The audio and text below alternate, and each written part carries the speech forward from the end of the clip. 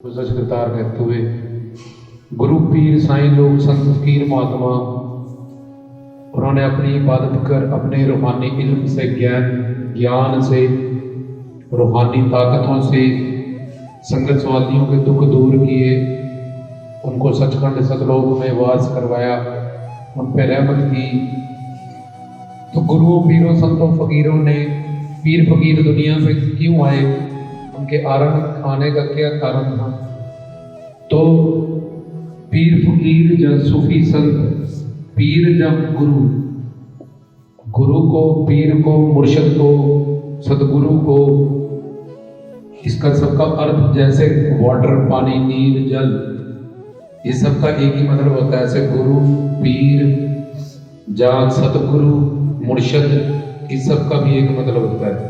तो पीर फकीर दुनिया पे क्यों आए? क्योंकि तब बाकी उस वक्त ये सिख धर्म या बाकी और आगे आगे जो धर्म अभी बनते जा रहे हैं, उससे भी पहले पीर फकीर दुनिया पे थे।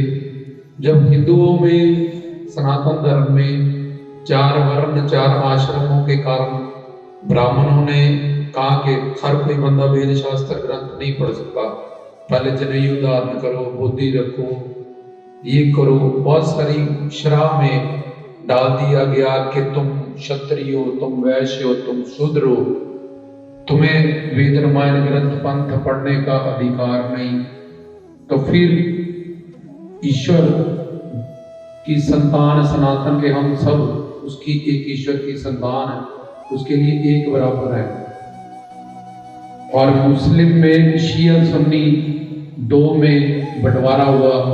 आधे मस्जिदों में जाने वाले शरह में 5 नमाज, ईसा फजर जोहर फजर मगरिब, ये 5 नमाज हजरत मोहम्मद सल्लल्लाहु अलैहि वसल्लम हजरत अली की राह पे चलने वाले आधे शिया बने, आधे नहीं चलने वाले, आधे सुन्नी बने।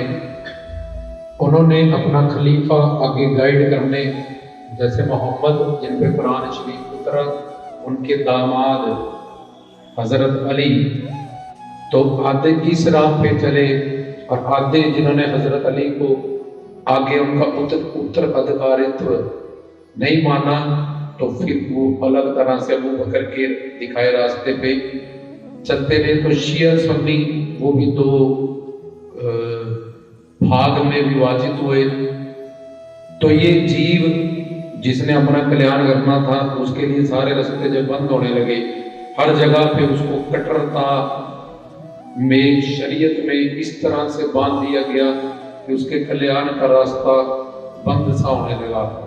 और मुगल अंपायर का तब अत्याचार, जो जबरन बहू बेटियों पे लोगों को अपना गुलाम बनाना, सलेब बनाना, तो फिर पीरों फकीरों को अल्लाह ताला खुदा ईश्वर परमेश्वर ने अपने वलियों को, जैसे साधु संत महात्मा गुरुओं पीरों को, उनको धरती पे भेजा कि जाओ जीव कल्याण में तू काम करो और सूफियाना घराना।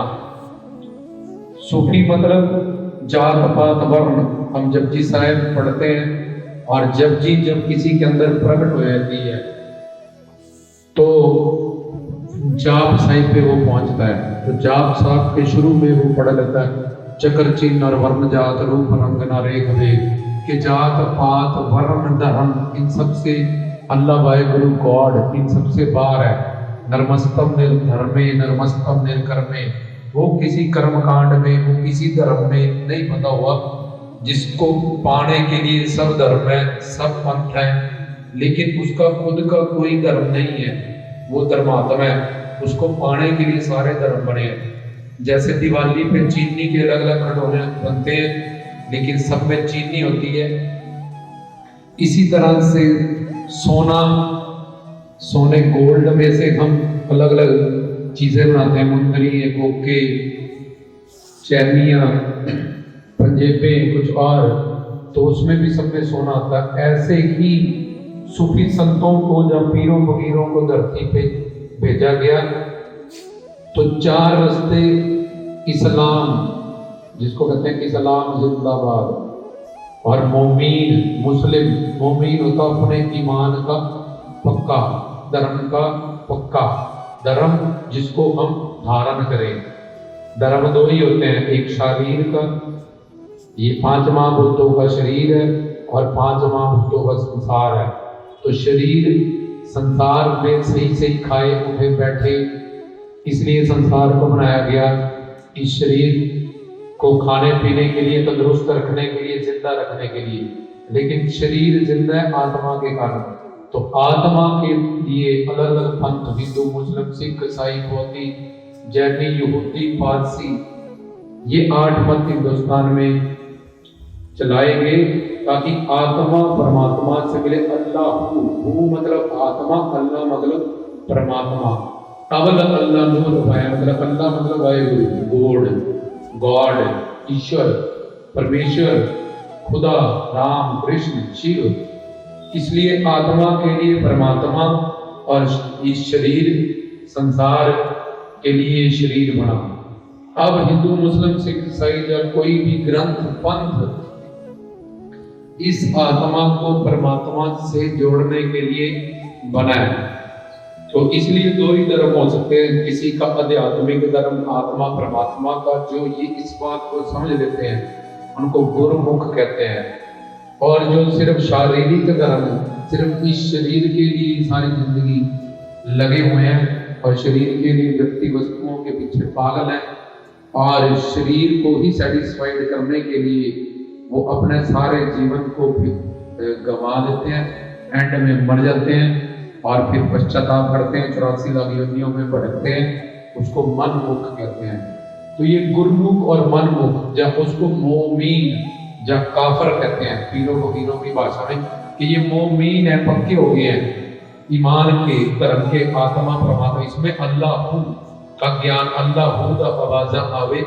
कुल्ली दी फकीर दी, कुल्ली मतलब शरीर, सुन चरखे दी मिठी मिठी फूक, माया चरखा मतलब शरीर। इसके अंदर आत्मा अपने परमात्मा को बुलाती है, उससे मिलने के लिए शरीर हमें मिला है। तो धर्म होता है जिसको हम धारण करें। भाल धर्म दया का पूत, जपजी साहब में भी लिखा है, गुरबानी ने सिद्ध किया कि धर्मात्मा पुरुषों के कारण ये धरती टिकी हुई है, उनके जप तप सब, जप तप भक्ति शक्ति के कारण। नहीं तो कलयुग में तो इतना पाप है, इतनी करप्शन है, इतनी चोरी है, ठगी है, कब से इस धरती का प्रलय हो जाए। लेकिन कोई दौला बैल या कोई शेषनाग, उसके ऊपर ये धरती नहीं टिकी। ये तो धौल धर्म दया का भूत धर्मात्मा लोग, पंच प्रमाण पंच प्रदान पंचे पावे दरगाह मान। ऐसे संतों, फकीरों, महात्माओं, जोगी नाथों की तपस्या के कारण ये धरती टिकी है। तो धर्म होता है जिसको हम धारण करें। तो सबके लिए 2 ही धर्म होते हैं, जो इस धर्म पे चलते हैं अपनी आत्मा के कल्याण के लिए, वो गुरुमुख हो जाते हैं, और सिर्फ जो शरीर के धर्म पे चल रहे हैं और एंड में पश्चाताप करेंगे, 84 लाख योनियों में घूमेंगे, वो मनमुख है, जब उसको मोमिन जब काफर कहते हैं।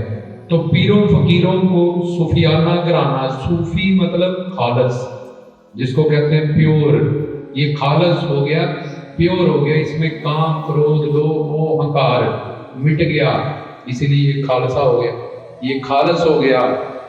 तो उसको खालस, प्योर, पाक, पवित्र, भक्त, सूफी, सूफी का मतलब भी होता है प्योर होना, अपने अंदर के जानवरों को मारना, काम, क्रोध, लोभ, मोह, अहंकार, ये 5 विकारों को, अपने मन को, मन तो जो स्वरूप है, जीतना।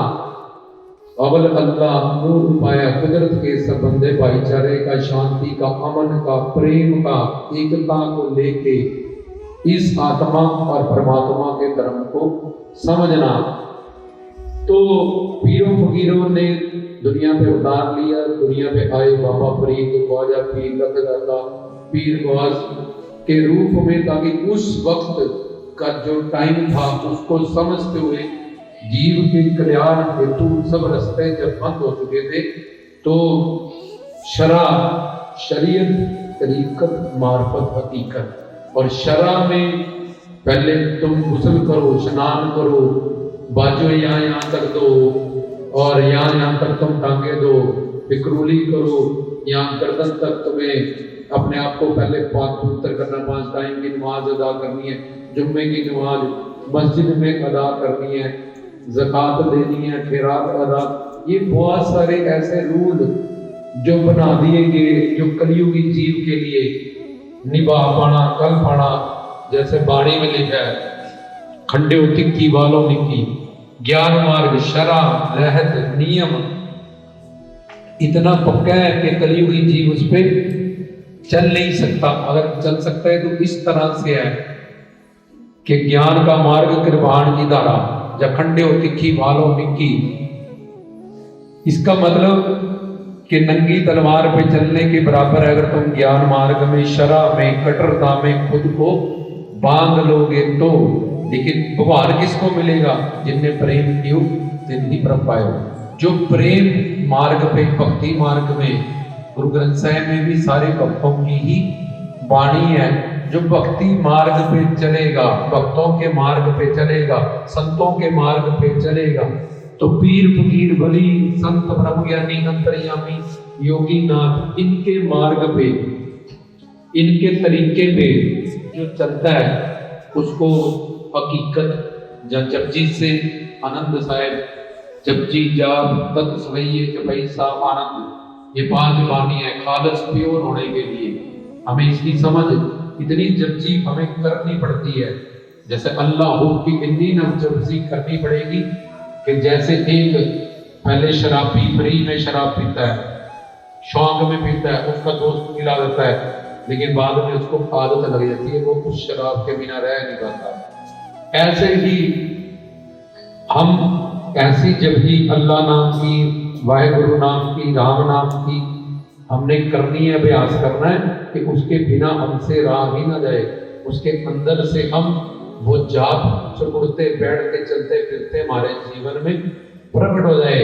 जैसे 2 लकड़ियों को हम घिसते हैं, तो जब तक आग नहीं प्रकट हो जाएगी तब तक वो गर्म होती रहेगी, पर जब आग प्रकट हुई तो फिर वो लकड़ियों को जला देगी, अपना रूप दे देगी। ऐसे ही इतनी जपजी हम जब किसी भी मंत्र की, अल्लाह, वाहेगुरु, राम, कृष्ण, खुदा, हम क्या करते हैं? डिसाई करते हैं, छोड़ देते हैं। 1 घंटे, आधा घंटा बैठे, 15 मिनट बैठे, 23 घंटे काम क्रोध रूप ओंकार का काम किया और आधा घंटा, 15 मिनट, 5 मिनट भजन किया, तो घिसा लकड़ियों को छोड़ दिया, ठंडी होगी। ऐसे ही संगत की रंगत होती है। अगर लोहे को तुम आग में डाल दोगे तो लोहा लाल हो जाएगा, फिर बाहर निकाल दोगे तो धीरे धीरे धीरे ठंडा हो गया। ऐसी जैसी संगत वैसी रंगत होती है। इसलिए बार बार नित्य नियम बनाया गया, 5 टाइम की नमाज बनाई गई, 5 टाइम की, कि बार बार ये मन, जैसे वो लोहा बार बार गर्म हो रहा है, 2 जपजी साहब, फिर रह रास, फिर कीर्तन 16, ऐसे नियम, ऐसी परंपराएं, ऐसे मत गुरुओं पीरों संतों पीरों ने बनाए कि जैसी संगत वैसी रंगत। ये मन उस संगत में, रंगत में बार बार रंगता रही, धीरे धीरे धीरे धीरे धीरे धीरे, जब तक इसमें उन 2 लकड़ियों से इसके आग नहीं प्रकट हो जाती, तब तक इसको आपस में घिसाया जाए। गुरुओं पीरों संतों पीरों के साथ, सत्संग के साथ, रूहानी ज्ञान के साथ, प्रवचनों के साथ इस मन को, गंदे मन को, पापी मन को जोड़ा जाए संगत सवालियों का, ताकि इनका उद्धार हो। तो हमने बताया, समझा कि धर्म सिर्फ 2 होते हैं, हिंदू, मुस्लिम, सिख, ईसाई, बौद्धी, जैनी।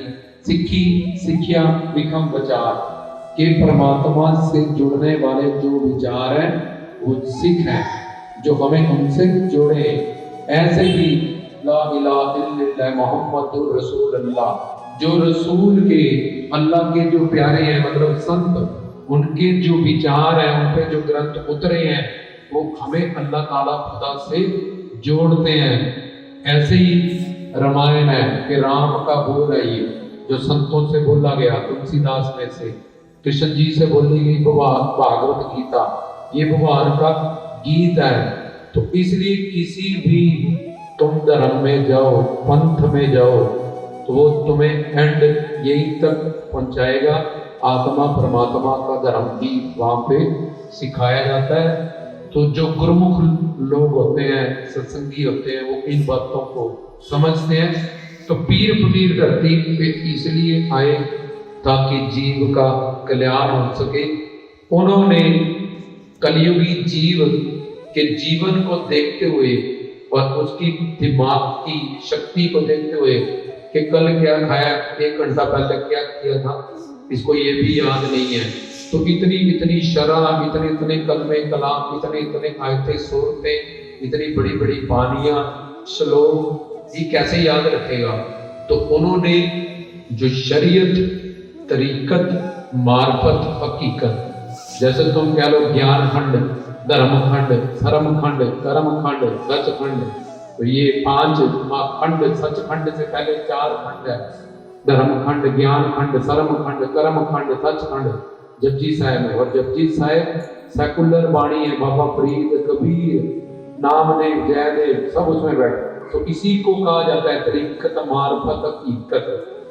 शरीयत, शरीयत शरा में बांधो अपने आप को, कायदे कानून में बांधो, नित नियम में बांधो, तरीका सीखो।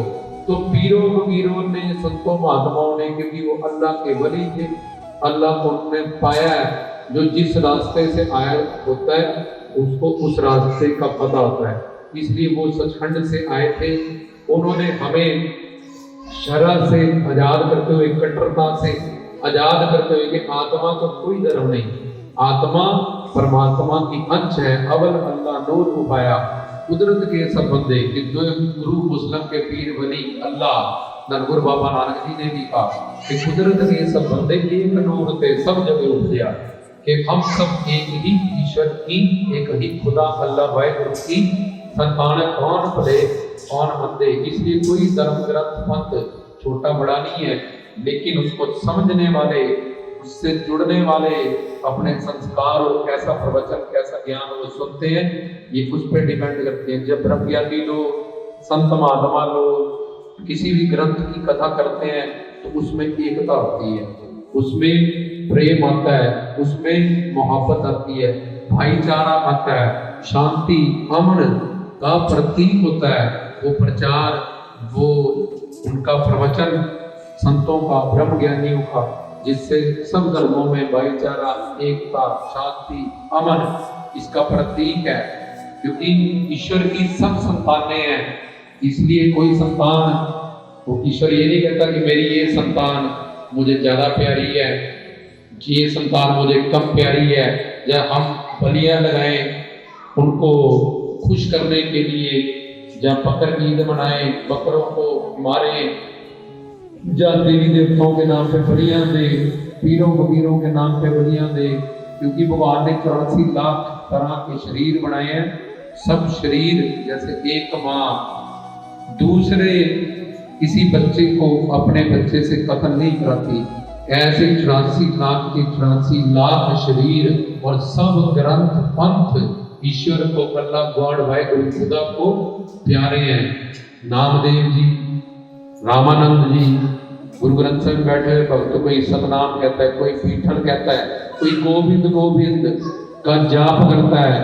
तो ऐसे ही ईश्वर को सब ग्रंथ, सब पंथ इंसान बुद्धि से, ईश्वरी बुद्धि से, जब वेदों शास्त्रों ग्रंथों पंथों का अर्थ ये संसारी लोग नहीं समझ पाते हैं और उसको घड़ के अर्थ बना के अपनी स्वार्थ सिद्धियां में लग जाते हैं, जब उनको मोल्ड करके अपनी जीव के स्वाद के जब जीव हत्याओं में उन धर्मों ग्रंथों को, वेद शास्त्रों को गढ़ना शुरू कर देते हैं, तो फिर ईश्वर गुरु पीर संत फकीर के रूप में आता है, उन सबको सही करता है। उन सब चीजों का जिनका हवाला देके उन्होंने कि ये ऐसे है, फलाने देवता को दारू चढ़ती है, फलानी माता को ये वाली बलि चढ़ती है, या ये होता है, जब वो होता है, ये तामसिक आहार और ऐसे काम करते हैं। तो ईश्वर गुरुओं पीरों संतों फकीरों के रूप में अवतार लेके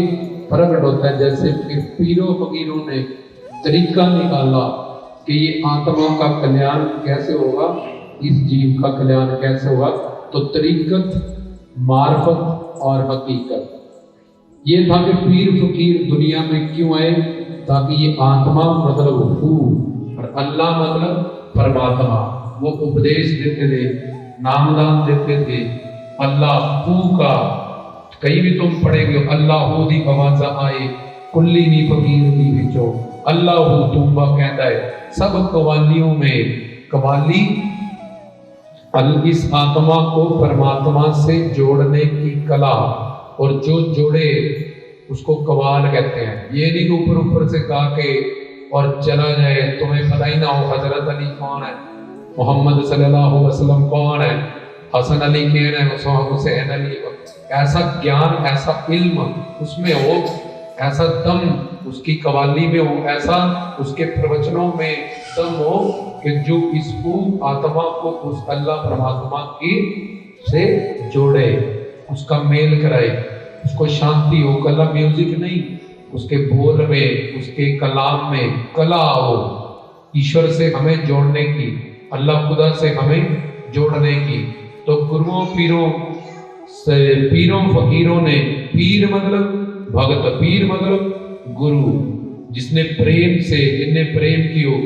हिंदू के गुरु, मुस्लिम के पीर, धन गुरु बाबा नानक उच्च कोटि के पीर। अगर हम सोचे पीर मुसलमान है, गुरु गोविंद सिंह जी को उच्च कोटि का पीर कहा जाता है, तो फिर वो मुसलमान हो जाएंगे। बोलेंगे नानक जी हिंदू गुरु, मुस्लिम के पीर। पीर का मतलब मान सके गुरु, और दरगाह का मतलब जिस दर से जाके हमें ज्ञान मिलेगा, हमारा कल्याण कैसे होगा। तो पीर फकीरों की कोई जात नहीं, कोई धर्म नहीं, वो उस परमात्मा से हमें जोड़ने के लिए इस धरती पे आए, हमें गुरुमत, गुरुमुख बनाने के लिए, गुरुमत देने के लिए, हमें मोमीन बनाने के लिए, और हमें सूफी मतलब काम, क्रोध, लोभ, मोह, अहंकार से रहित करने के लिए। ये था पीर फकीर दुनिया में क्यों आए, उनका अवतार क्यों हुआ। जब पहले कुछ धर्म तो बने नहीं हुए थे, जब हिंदू मुस्लिम पहले से थे, लेकिन ये पीरों फकीरों की जरूरत। क्या पीर मुसलमान होते हैं, क्या पीर किसी और धर्म से हमें जोड़ते हैं, क्या पीरों का कुछ और उद्देश्य था, क्या पीरों ने लोगों को मुस्लिम किया। ऐसे बहुत सारे सवाल यूट्यूब पे भी तुम लोगों को जो ज्ञान नहीं रखते हैं, ऐसे भड़काने वाले पीर तो मुसलमान होते हैं। कब्र पूजा मत करो, समाधि पे मत जाओ, बड़ी मसानी। ये जो कोई मुस्लिम मरता है नॉर्मल, तो उसको जहां दफनाया जाता है उसको कब्रिस्तान कहते हैं, उसको बड़ी मसान कहते हैं। लेकिन पीर फकीर संत महात्मा जो जीवन मृत्यु से परे हैं, उनके नाम पे जो बनाई जाती है उसको दरगाह कहते हैं, उसको जियारत, उसकी जियारत मतलब दर्शन करने जाते हैं, उस पर श्रद्धांजलि दी जाती है, क्योंकि वो हमें ज्ञान देते हैं। उन्होंने जीव का आधार किया, कल्याण किया है, हमें रास्ता दिखाया है, उनके ज्ञान को हम पूजते हैं, उनके तरीकत जो तरीका हमें सिखाया है उससे हम जुड़ते हैं, उससे रहमत होती है, उससे हमारी जोलियां भरती हैं। इसलिए एक कब्र और एक दरगाह, हिंदू मुस्लिम सिख ईसाई इस्लाम सब धर्मों में बड़ी मसान को पूजने के लिए खुद पीर फकीर सूफी संतों ने भी ऐसी पूजा जो कब्रिस्तान से रिलेटेड है करने के लिए मना किया। लेकिन कुछ लोग भोले वाले जो कि कब्रिस्तान और दरगाह में फर्क नहीं समझते, बाबा फरीदुद्दीन गंजे शगर, उनकी भी फिर दरगाह है पाक पटन में, और जिनके श्लोक हम गुरबानी में पढ़ते हैं बाबा फरीद अमृत वाणी में। तो अगर कब्र मानेंगे या फिर बड़ी मसान मांगेंगे तो फिर उनकी पानी तो पवित्र श्री गुरु ग्रंथ साहिब में आई खाली, और हम सब पढ़ रहे हैं, उठ फरीदा सुत्या झाड़ू दे मसीह तुरया तुरया जा फरीदा, काले मेंढे कपड़े। तो इसलिए दरगाह और कब्र में फर्क। दरगाह पर ढोल बजाए जाते हैं, किसी कब्र पे कोई ढोल नहीं बजता। दरबार में चद्दरें चढ़ाई जाती है, किसी कब्र पे कोई चद्दर नहीं चढ़ती। दरगाह पे गद्दी नशीन खलीफा को बैठाया जाता है जो हमें रास्ता दिखाए, अल्लाह से जुड़े और हमें तरीका बताए। जैसे पीरों के किसी कब्रिस्तान में ऐसा कुछ नहीं होता। दरगाह पे झंडे लगाए जाते हैं, दरगाह पे ढोल बजाए जाते हैं, दरगाह पे मेले लगाए जाते हैं। किसी कब्रिस्तान में ऐसा कुछ नहीं होता। इसलिए ये बात जाननी बड़ी जरूरी है। भोले वाले लोग कुछ लोगों को गुमराह करते हैं, तुम हिंदू होगे, तुम ये होके वहां जाते हो, मड़ी मसानियों पे जाते हो, समाध पे जाते हो। तो दरगाहों में जहाँ बड़ी मसान में जमीन आसमान का फर्क होता है। सूफी संतों की दरगाहें बनती हैं। ख्वाजा पीर की तुम देख सकते हो, बाबा फरीद की देख सकते हो, नबी खान, कनी खान जिन्होंने गुरु गोबिंद सिंह जी का मंजा उठाया, माशी बड़े में उनकी भी दरगाहें। मियाँ मीर जिन्होंने हरमंदिर साहब की ईंट रखी, उनकी भी दरगाह है। इसलिए दरगाह और मड़ी मसान में बहुत फर्क है। लेकिन अगर वहाँ ज्ञान ही नहीं दिया जाता, तुम्हारी आत्मा की खुराक ही तुम्हें नहीं मिलती है, तो वो दरगाह को भी तुम मड़ी मसान ही बना सकते हो। सिर्फ तेल डालने, चद्दर डालने, बस आए और बैठ गए। ना तुम्हें कोई रूहानी ज्ञान मिला, ना तुम्हें कोई रूहानी नॉलेज मिली वहां बैठ के, ना तुम्हें तरीका मिला किस तरह से मेर रहमत होगी। तो पीर फकीर क्यों आए थे दुनिया में? जीव का कल्याण करने। इसलिए पीर फकीर कोई मुसलमान नहीं होते। पीर फकीर लोगों को मुसलमान बनने के लिए प्रेरित नहीं करते। पीर फकीर किसी का धर्म परिवर्तन नहीं करते। पीर फकीर कब्रिस्तान और बड़ी मसान में नहीं आते। पीर फकीर ज्ञान की पूजा करवाते हैं, अल्लाह की पूजा करवाते हैं, कर्ता पुरख अकाल पुरख की पूजा कराते हैं। कोई फकीर, कोई पीर अपनी पूजा करने के लिए नहीं कहता, लेकिन वो हमें भगवान से जोड़ते हैं और भगवान के रूप होते हैं, उनके अंदर ज्योत होती है, इसलिए वो पूजनीय को होते हैं। हम उनसे श्रद्धा रखते हैं, हम उनसे मोहब्बत। किसी को राजस कामना है, मुझे बेटा चाहिए, मुझे नौकरी चाहिए, मेरे को कोठी चाहिए, मेरे को, किसी को अलग अलग उसकी जो भी डिमांड डिजायर है। इसलिए 4 तरह की कामनाएं होती हैं इस बंदे की। और उसमें पहली राजस कामना वाले लोग जो कुछ ना कुछ इस संसार का मांगने आए हैं पीरों फकीरों से। अब फकीर अल्लाह के बली हैं, हमारे अंदर के बल, उनके पास वलायत है। वलायत मतलब शक्ति, भक्ति, नवाजेगे, ब्रह्म ज्ञानी, अंतर्यामी। और ब्रह्म ज्ञानियों में भी कैटेगरीज होती है, संतों में भी कैटेगरी होती है। कुटीचक, बहुत, तुरियतीत, अवधूत। जैसे असर हम सुनते हैं कि गुरु गोबिंद सिंह 200 साल उन्होंने हेमकुंड पे तपस्या की। जब भोरा निकाल के गुरु तेग बहादुर जी ने 28 साल, ये कौन सी तपस्या है? जमीन में भोरा निकालना, बैठना, इसको अवधूत तपस्या कहते हैं। पहाड़ों में जाके करना, घर बार छोड़ के चले जाना, कुटिया बना के रहना, इसको कुटीचक अवस्था कहते हैं। नौखंड पृथ्वी जाके नाम जपाना, तुरिया तुरिया जा फरीदा।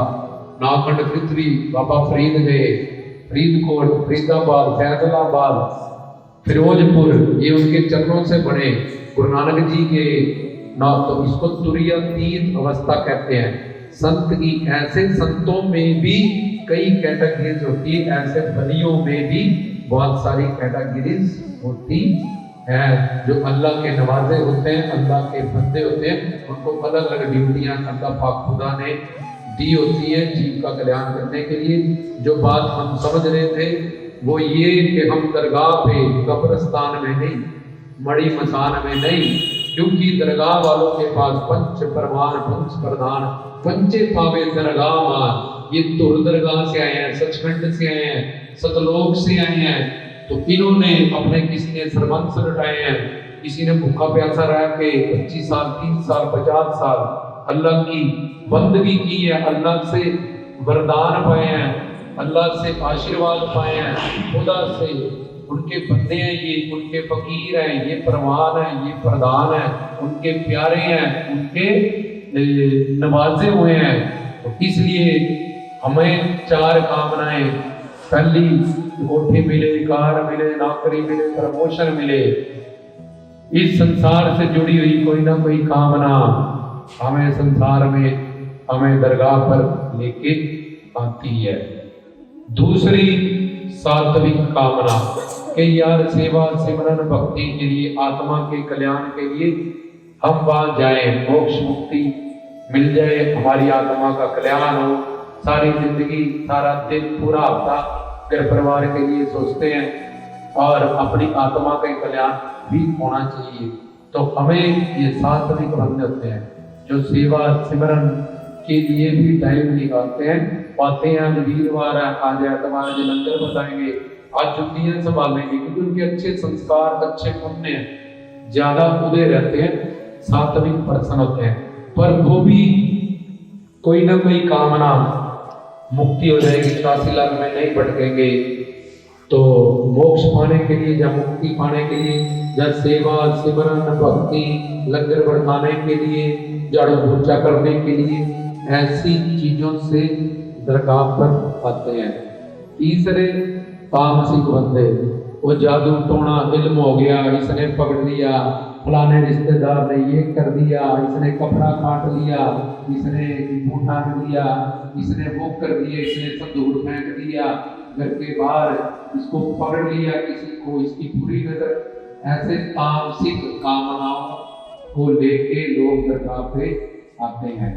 और चौथे निर्गुण, जो इन तीनों कामनाओं से रहित है, सिर्फ बाबा जी का प्रेम पाने, उनका दर्शन पाने, उनकी कृपा पाने, दरगाह पे और उनकी सेवा करने के लिए ही आते हैं। तो ऐसा कोई करोड़ों लाखों में से कोई एक होता है जो इन तीन कामनाओं से बाहर जाते हुए कि अच्छे कर्म करेंगे पुण्य मिलेंगे तो जन्नत मिल जाएगी, हमें स्वर्ग मिल जाएगा, हमें ये सात्विक कामनाएं हैं। तो स्वर्ग नर्क जन्नत वन्नत के लिए नहीं, वो जो चौथा वाला है वो तो सिर्फ जाएंगे प्रेम के लिए जाएंगे, दर्शन के लिए जाएंगे, कृपा के लिए जाएंगे, सेवा के लिए जाएंगे। पर ऐसा कलियुगी जीव लाखों करोड़ों में कोई एक होता है जो इसलिए आता है, क्योंकि वो ज्ञानी दिन उसको पता होता है कि जिसको कृपा ही मिल गई पीर साहब की, और जिसको प्रेम मिल गया उनका गुरु संतों महात्माओं का, तो वो ईश्वर से बड़े, तो उसके पास सारे ऐश्वर्य, सारे उसके काम और सारी उसकी बातें ऑटोमेटिकली ही उनकी कृपा से पूरी हो जाएगी। जैसे तुम गुरु के साथ कहीं जाते हो किसी घर, तो तुम्हारी भी इज्जत मिलती है, सत्कार मिलता है, तुम पे रहमत होती है।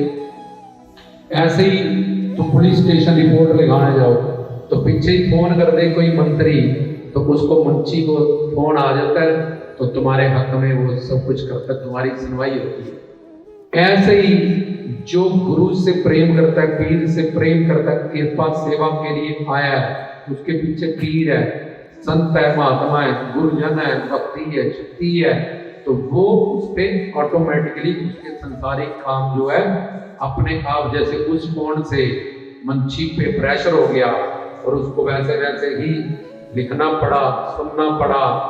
तो ऐसे जो प्रेम के लिए आते हैं, दर्शन दीदार के लिए आते हैं, सेवा के लिए आते हैं, कृपा के लिए आते हैं, उनको तो कभी मांगना ही नहीं पड़ता।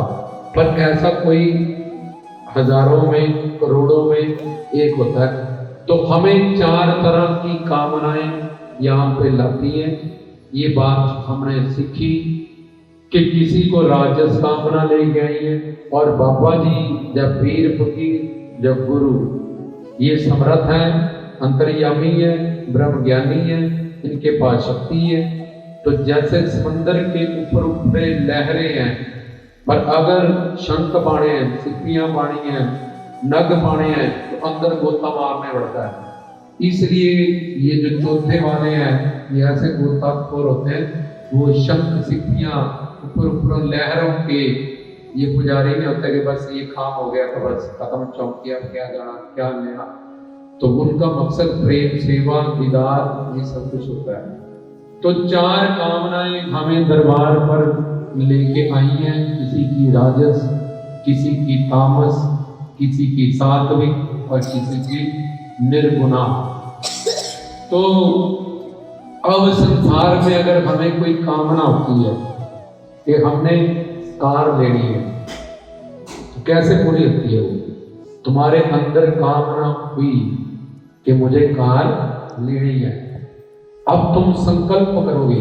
पहले कामना हुई, अब उसके प्रति तुम संकल्प करोगे कि मुझे ये कार लेनी ही लेनी है, जो मर्जी हो जाए, डू और डाई। तुम पता करोगे किस कंपनी की है ये कार, किस शोरूम से मिलेगी, इसको लेने के लिए क्या तरीका है, अगर किस्तों पे लेनी है डाउन पेमेंट कैसे होगी, अगर कैश लेनी है इतना पैसा कहाँ से आएगा, मुझे कहीं नौकरी करनी पड़ेगी, मुझे कोई बिजनेस करना पड़ेगा, 10 लाख रुपया इकट्ठा करना पड़ेगा, आफ्टर दैट मेरे को ये कार मिलेगी।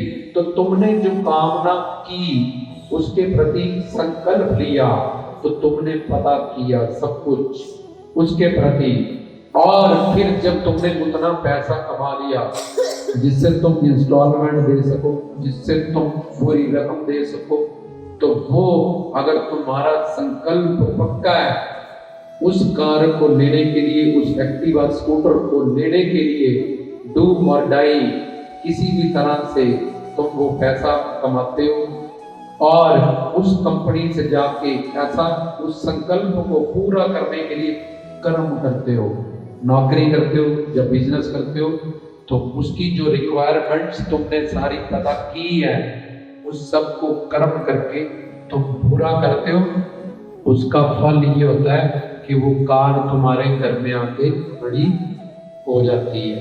तो कैसे खड़ी हुई?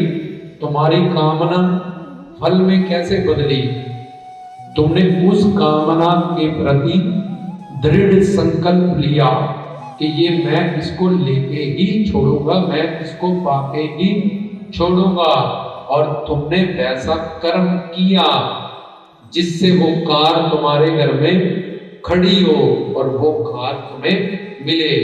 तो कामना के बाद तुम्हारा संकल्प दृढ़ हुआ, दृढ़, पक्का, ठोस, जैसे दानी जट्टी का था कि मैंने पीर से पुत्र लेना ही लेना है, निगाहिए पंडित का था मैंने पीर से अपना कोड ठीक करवाना ही करवाना है, माई रूढ़ी का था कि 12 साल मेरा बच्चा मर चुका है, डूब चुका है मेरी गलती के कारण, पर पीर गुरु शक्ति रखता है, तो मैंने आज नहीं तो कल उनकी कृपा पानी ही पानी है। ऐसे लखदाता जी से, जयपुरान जी से, कबीर जी से, फरीद जी से, अपने अराते इष्ट से, जिसने भी जोड़ी बनानी है। तो कामना के प्रति दृढ़ संकल्प। एक डॉक्टर है, उसने क्या मैं MBBS करूंगा, रात रात जाग रहा है वो, तो एक दिन डिग्री उसके हाथ में होगी। एक लॉयर है, रात रात जाग रहा है वो, पढ़ाई कर रहा है, एक दिन लॉ की डिग्री उसके हाथ में होगी। और फिर वो उसमें कैसे कमाएगा, उसकी रोजी रोटी, उसकी की हुई मेहनत, जो पहले वो मेहनत करेगा उससे वो बाद में सुख पाएगा, उससे बाद में वो संसार की वो सारी चीजें वो पाएगा। ऐसे ही तुम्हें 4 कामनाएं दरगाह पे लेके आई है, संसार की और स्वर्ग जाने की, जब पुण्य पुण्य अच्छा कर्म करने की, जहाँ फिर जादू टोना इल्म बुरी नजर इसकी काट करवाने की, और चौथी जो प्रेमी लोग हैं, सत्संगी लोग हैं, आशिक लोग हैं, गुरुओं पीरों संतों पीरों के, वो तो महान है, मरने की गति कहीं ना जाए। वाणी कहते हैं उनकी तो उनकी उस्तद नहीं हो सकती जो किस तरह से है सेवा सीवन दिलार के लिए, वो तो उच्च श्रेणी का साधक है, बड़ा उच्च श्रेणी का वो व्यक्ति है, वो गुरुमुख बंदा है, वो सारे ज्ञान को समझता है, बताता है। तो हमें 4 कामनाएं यहाँ पे दरगाह पे लेके आई है, और संसार में अगर कोई कामना हमने पूरी करनी है तो हमें कामना के बाद दृढ़ संकल्प के बाद ऐसा कर्म करना पड़ता है जिससे वो कार, एक्टिवा, होंडा जो भी हमको लेना है वो हमारे घर में आए, हमारी जिंदगी। ऐसे ही यही फार्मूला, अब चाहे कोई राजस कामना लेने आए, पुत्र लेने आए, नौकरी लेने आए, कुछ और लेने आए, उसको भी उसके प्रति दृढ़ संकल्प रखना पड़ेगा। कि मैंने पीर साहब से, लखदाता जी से, नानक जी से, कबीर जी से, फरीद जी से, पौनाहारी से ये मेरी अरदास है, ये मेरी बेनती है, उनसे मैंने जोड़ी भरवानी है। तो दृढ़ संकल्प रखते हुए फिर वो कर्म करेगा। कि पीर क्या करते हैं? पीर कहते हैं जी जिक्र करो। जिक्र करो मतलब नामदान लेके जा ईश्वर का, जिसमें भी तुम्हें आस्था है, जिसमें भी तुम्हारा ध्यान जुड़ता है, जो भी मंत्र तुम्हें रस देता है, अल्लाह, वाहेगुरु, राम, श्याम, कृष्ण। शब्द गुरु है, ये नहीं लिखा कि प्रॉपर यही वाला शब्द गुरु है। कोई भी शब्द, राम, कृष्ण, अल्लाह, खुदा, जिसमें भी तेरा ध्यान, जिसमें भी तुझे रस आता है, पीर फकीर कहते हैं उसका सिमरन कर। तुझे वह गाड़ी चाहिए थी ना, और तूने दृढ़ संकल्प किया और उसके लिए कर्म किए, गाड़ी तेरे घर आई। ऐसे ही तो पुत्र मांग, नौकरी मांग, संसारिक कोई लाभ, इलाज, बीमारी से निवृत्ति मांग। तो जो तूने कामना बनाई है उसके प्रति अपने संकल्प को दृढ़ कर कि मैंने चौकी में जाना ही जाना है, मैंने बाबा जी की न्याज ले जानी है। वीरवार इतनी देर उनकी हाजिरी में बैठना ही बैठना है, उनकी चौकी में ज्ञान जाके सुनना है, उनके बारे में जानना है, किस तरह से मेरा ये काम बनेगा उसका तरीका मुझे जानना है, और फिर वैसा कर्म मुझे करना है ताकि वो फल मुझे प्राप्त हो पीरों फकीरों की रहमत से, गुरुजनों की रहमत से। तो फिर जैसे संसार में कर्म किया उस गाड़ी को पाने के लिए कहते हैं पीर की न्याज बनाओ। आज वीरवार है, मैं स्वच्छ होके बाबा जी की और अपने मन से, अब मैंने पतीला रख लिया अपने पीर की याद में, लखदाता की, गौस की, तो अब मेरे अंदर अल्लाह का सिमरन चलना चाहिए। और वैसे तो 24 घंटे चलना चाहिए, पर अब न्याज बनाने का टाइम आ गया। देग तेग फतेह पानी में लिखिए, वो देग प्रमाण है जिसमें तेज है, जिसमें पानी है, जो मंत्र करते करते बने, मूल मंत्र पढ़ते पढ़ते बने। ऐसे ही कच्चे चावल रखे हैं, इसको पकाना है, सफेद चावल थे इसमें रंग डालना। ऐसे ही इस मन को मैंने बाबा फरीद जी, कबीर जी, लखदाता जी, गुरु नानक जी, इसके रंग में रंगना है। अब मैं चौकी में जा रही हूँ, संसार से अपना ध्यान बाहर निकालूं, बाबा जी के नाम, गुण, रूप, लीला, लाला वाला, लखदाता, निगाहे वाला, कितने नाम उनके रास्ते में बोलती जाऊं, लखदाता, लाला वाला, निगाहे वाला, रूढ़ी वाला, अल्लाह, मौला, खुदा, वाहेगुरु, राम, ये सब उसी के तो नाम। तो अब मैं आज का दिन वीर वार, वीर मतलब वीर रस, जो भक्ति से मिले, सिमरन से मिले, संगत में मिले। और वार, वार कहते हैं सच्चे ज्ञान, आशा की वार, चंडी की वार। वार का मतलब ज्ञान की ललकार, सच्चा पक्का ज्ञान जो सचखंड से आया, जो जन्नत से आया, मैं ऐसा पक्का ज्ञान जाके सुनूंगा, उन गुरुओं, पीरों, संतों, फकीरों की शरण में बैठूंगा, क्योंकि जो मुझे चाहिए वो मुझे क्यों नहीं मिल रहा, मेरे कर्मों के हिसाब से। कर्मों आपो अपनी के नेड़े के दूर, कि मेरा कोई कर्म मेरे आगे आगे हुआ है, जिसके कारण मेरा ये काम, ये बीमारी, या ये नौकरी, या ये मेरी डिजायर पूरी नहीं हो रही।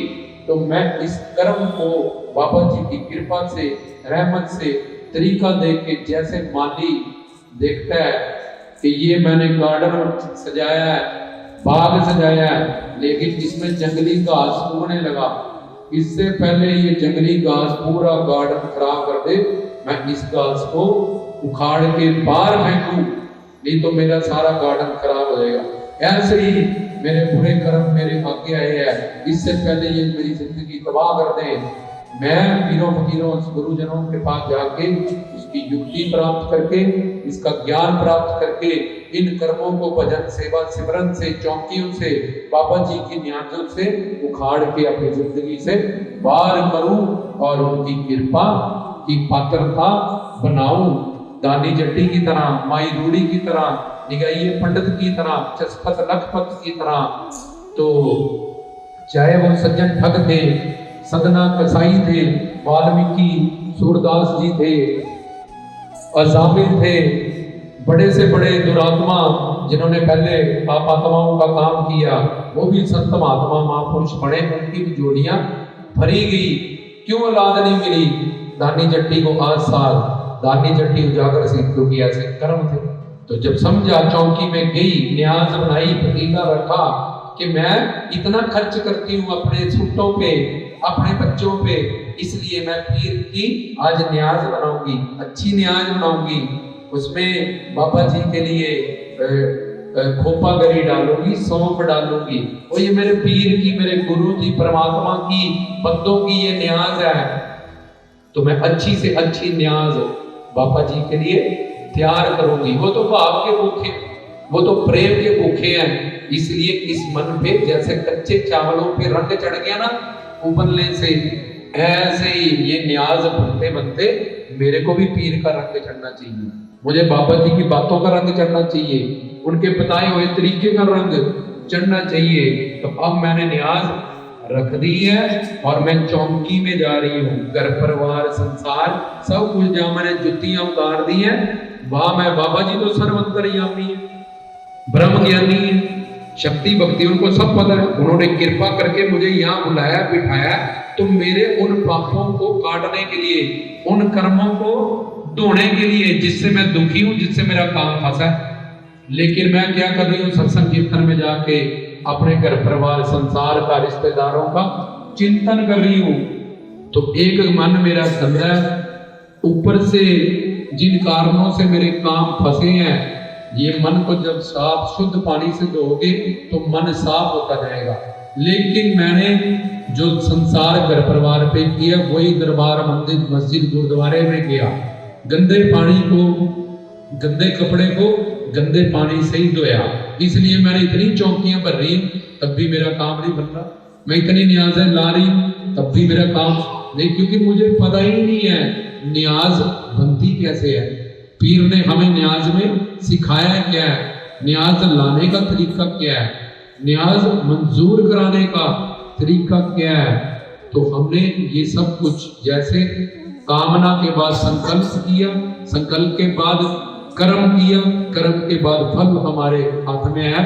तो तेल डालना चिरागों में, रोशन करना है इस जिंदगी को, ज्ञान से जुड़ना है, ज्योत से जुड़ना है। बाबा जी ने जो हमें सिखाया, लखनदाता जी ने, गौस जी ने, फरीद जी ने, नानक जी ने, वीर जी ने, सब संतों ने, वो सीख के आना है, उसके साथ मुझे जोड़ना है। मेरे को अपना जीवन प्रकाशित करना है, मेरे को इन दुखों से बाहर आना है, बाबा जी से झोली भरवानी है। ये पाप, ये कर्म जिसके कारण मैं दुखी हूँ, मेरे काम फंसे हैं, इससे अपना पीछा छुड़वाना है। तो चिरागों में तेल डालना, ज्ञान प्राप्त करना, सिमरन करना है वहां बैठ के कि मेरी भी जिंदगी रोशन हो, मेरे भी दुख कटे, मेरी भी झोली भर जाए। बाबा जी की न्याज उड़ानी है। कच्चे से, जब कच्चा नारियल होता है उसमें नारियल पानी होता है, और जब वो पक जाता है तो उसमें खोपा गरी बन जाती है। नारियल पानी नहीं डलता न्याज में, खोपा गरी डलती है। ऐसे ही हमें उस नारियल पानी से खोपा गरी बनना है, पकना है। चौकी में जाना मतलब चौकी में आना तुम्हारे मन में, चौकी में बैठना तुम्हारे मन ने, चौकी सुननी है तुम्हारे मन ने, चौकी का फल मिलना है तुम्हारे मन को, क्योंकि मन ही तुम्हारा सबसे बड़ा दुश्मन है। मन के प्रभाव से तुम दुखी हो, मेरे घर बेटा नहीं, मेरे घर नौकरी नहीं, मेरे घर पैसा नहीं, मेरे घर बीमारी है, इससे निवृत्ति नहीं। ये मन ही तुम्हें दुख दे रहा है, और इसी मन दुख देने का कारण तुम्हारे पाप है, तुम्हारे कर्म है। तो उसी मन को यहाँ बाबा जी की चौकी से, उनके दर्शनों से, उनके नामों से, उनके चमत्कारों से, उनके गुणों से, उनके जैसे नानक, कबीर, फरीद, नामदेव, जयदेव, तुकाराम, ऐसे संतों से जोड़ना है। जोड़ने से जितना जुड़ेगा, जितना जुड़ेगा उतनी कृपा, उतना काम उसी दिन तुम्हारा बनता जाएगा। पता नहीं जब मन को तुम इस तरह से बैठोगे, जोड़ोगे, कौन सी चौकी उस काम के लिए आखिर चौकी होगी। तो पीर फकीर कहते हैं 5 चौकियां भरो। तो साइंस कहती है कि एक आदत और एक रेपिटेशन, जो भी तुम रिपीट करो, अगर तुम 40 दिन शराब पियो तो तुम अपने आप 41वें दिन पियो। अगर तुम 40 दिन झूठ बोलो 41। तो पीर फकीर कहते हैं 5 चौकियां, सवा महीना, 40 दिन तुम मेरी चौकियों में आ। जो मैं सिखाता हूँ चिराग जला के, कलमा कलाम वो मंत्र वो इबादत कर। क्योंकि अगर तूने 40 दिन का एक रूटीन अपनी जिंदगी में, हनुमान चालीसा 40 दिन, चलिया 40 दिन, कोई भी चालीसा 40 दिन, ये पाठ किया सवा महीना, और ये सवा महीना 40 दिन, 5 चौकियां। मतलब अगर हम इन 40 दिनों के लिए अपने आप को बदले और बदलने की कोशिश करें और उसमें लग जाए, तो हमें ऐसी आदत पड़ जाएगी कि 41वें दिन हम चिराग जलाए बिना, हम पूजा किए बिना, अगली चौकी में उन 40 दिनों में हमने जो जान लिया, जो समझ लिया, जो पा लिया, उसके बिना रह ही नहीं पाएंगे। तो पीर फकीर इसलिए कहते हैं कि उन 40 दिनों में अल्लाह ताला के लिए बैठो, ज्ञान के लिए बैठो, चिंतन में मत जाओ, चिंता में मत जाओ, क्या होगा, चिता में मत जाओ, पास्ट में, जब मन को प्रेजेंट में लाओ, चिंतन में लाओ, दमादम मस्त कलंदर, इस दम से, आते जाते दम से उसके जिक्र से जुड़ो। क्योंकि तुम्हें कोई ना कोई कामना यहाँ पे लेके आई है, और कामना तभी पूरी होगी जब तुम चौकी में मन से आओगे, मन से बैठोगे, तुम्हारा मन उस चौकी में दिए गए ज्ञान भजन कलाम से जुड़ेगा। तब वो फल जो भी तुम्हारी डिजायर है, चाहे वो संसारिक है, चाहे 10वें द्वार की है, चाहे सचखंड जाने की है, वो तभी पूरी होगी।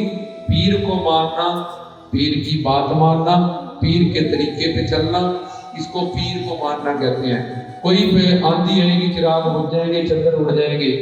कई पीर फकीरों को चिरागों से, इन चद्दरों से क्या दे सकते हैं उनको? वो तो त्रिलोक के मालिक है, सचखंड के मालिक है, लक्ष्मी कबीर उनके सर्वेंट है। तो हम उनको क्या तन से गंदे हैं, मन से गंदे हैं, विचारों से गंदे हैं, ये शरीर से गंदे हैं, हम उनको कुछ नहीं दे सकते हैं। उन्होंने ही हमें सब कुछ देना है, क्योंकि गुरु पीर संत फकीर ये देना ये हमेशा देते हैं। ज्ञान, तरीका, रहमत, युक्ति, जो भी हमें चाहिए, वो समंदर है, तो समंदर से जिसको जो चाहिए वो निकाल लेता है। इसलिए दरगाह से, गुरु से, पीरों फकीरों से जो जिसको चाहिए होता है वैसा फल वो प्राप्त कर लेता है। लेकिन उसको ऐसा कर्म करना पड़ेगा, उसको न्याज जो बना के लाता है, उसको सिर्फ चावल ना समझे, वो उसको समझे कि पीर की न्याज है। न्याज कैसे बननी है, न्याज किस तरह से लानी है, किस तरह से, इसमें जो मैंने अल्लाह हूँ, पीर बाबा जी वो खाएंगे जो जुड़े हुए मन से मैं आई हूँ, घर से उनका सिमरन करती हुई, उसको ब्रह्म ज्ञानी का भोजन ज्ञान, वो चावल नहीं खाएंगे, वो इस चीज का ग्रहण करेंगे, प्रेम का, भाव का, जो मैंने 1 घंटा उनकी याद में बिताया, और इंद्रियों को न्याज बनाने में मैं लगी हूँ, भाव मेरा जुड़ गया है, मेरी इंद्रियां बिजी है। अगर मैं ऐसे अल्लाह हूँ कहूंगी, अल्लाह हूँ, मन इधर भटकेगा, आंखें उधर भटकेगी। इसलिए बाबा जी ने हमें न्याज में लगा दिया कि हाथों, आंखों से देखो, और वो लगा, इंद्रियों को जोड़ो, साथ में मन को भी जोड़ो, ताकि तुम्हारे अंदर वो सारे कर्म, तुम्हारे वो सारे पाप जल के भस्म हो जाए। तो इस तरीके से तेल डालना, प्रकाशित होना, ज्ञान प्राप्त करना, न्याज लेना, ये कच्चे से पक्का बनना, उनका मुरीद बनना, उनसे शिक्षा प्राप्त कर चढ़ाते हो। चद्दर क्या कफन, पगड़ी क्या कफन, कि इसमें जेब नहीं है। बाबा जी कहते हैं जीना झूठ है, मरना सत्य है। इस बात का ज्ञान रखियो। तू चाहे मुझसे संसारिक चीजें मांग के जा रहा है, लेकिन इनमें से साथ कुछ नहीं जाएगा। साथ तेरी कीर्ति जाएगी, तेरा जप तप जाएगा, तेरा सेवा सिमरन जाएगा।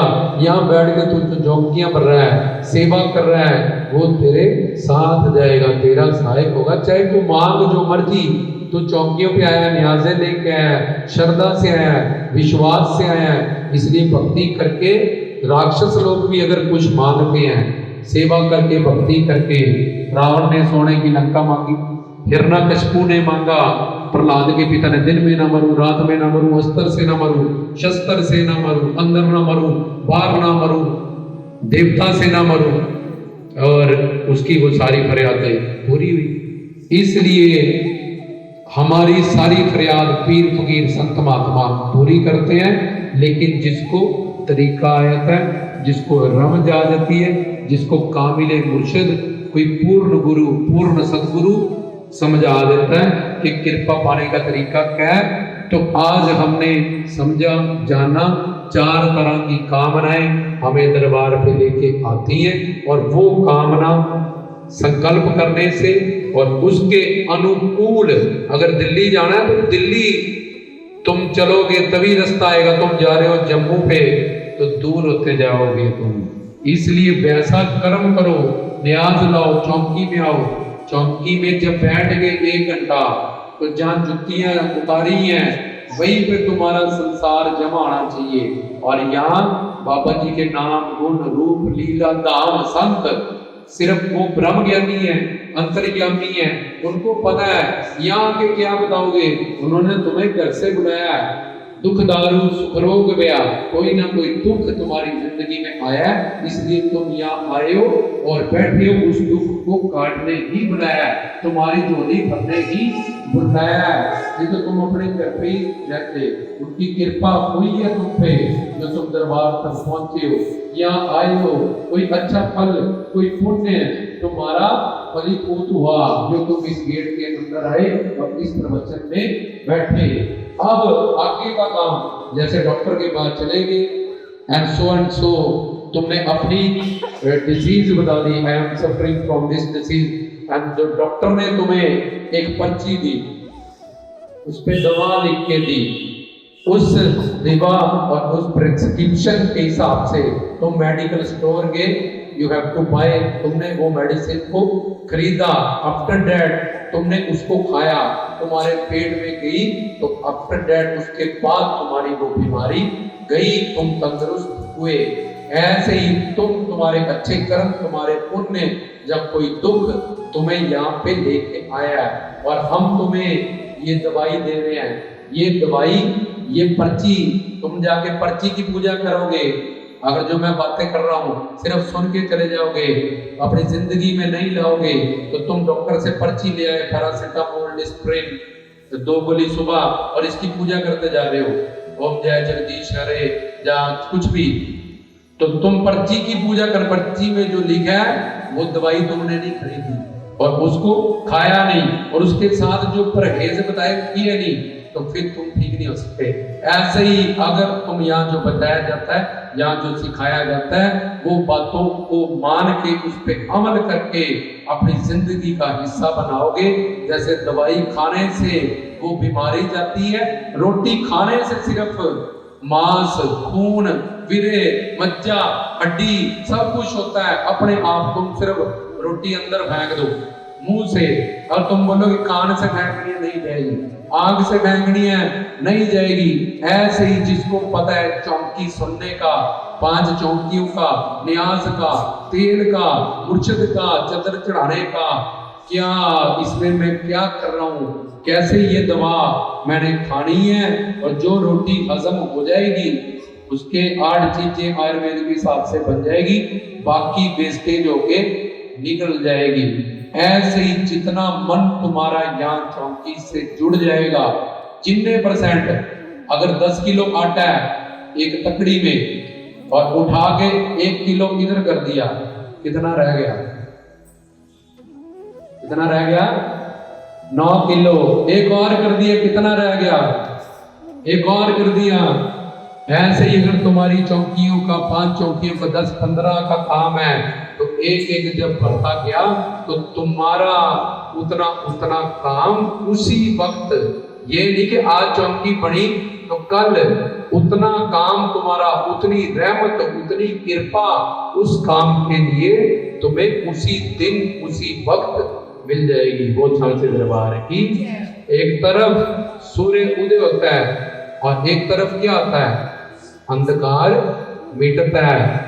ऐसा नहीं होता पहले सूरज आ जाएगा तो फिर अंधेरा जाएगा, सूरज आएगा और अंधेरा जाएगा। इस तरह से जो चौकियों में आएंगे, न्यासे लाएंगे, चद्दर चढ़ाएंगे, बाबा जी की हजूरी में बैठेंगे और जैसे एक तरफ प्रकाश होगा अंधकार जाएगा, उसी तरह से उतनी चौकी का फल उसके काम के लिए, चाहे उसको बेटा चाहिए, चाहे उसको नौकरी चाहिए, चाहे उसको घर चाहिए, चाहे उसको कुछ भी चाहिए, जितनी चीज उसकी डिजायर्स, उसकी कामना जिस हिसाब से है। जैसे किसी ने यहां से खरड़ जाना है, किसी ने तो स्कूटर पे भी जा सकता है, मोटरसाइकिल में भी जा सकता है, कार में भी जा सकता है, पैदल भी जा सकता है, लिफ्ट मांग के भी जा सकता है, एरोप्लेन में भी जा सकता है, जा सकता ना, लेट लेट के भी जा सकता है। तो हर कोई पहुंचेगा, लेकिन एरोप्लेन वाला सबसे पहले पहुंचेगा, फिर कार वाला, फिर स्कूटर वाला पहुंच तो पैदल भी जाएगा, लिफ्ट वाला भी पहुंच जाएगा।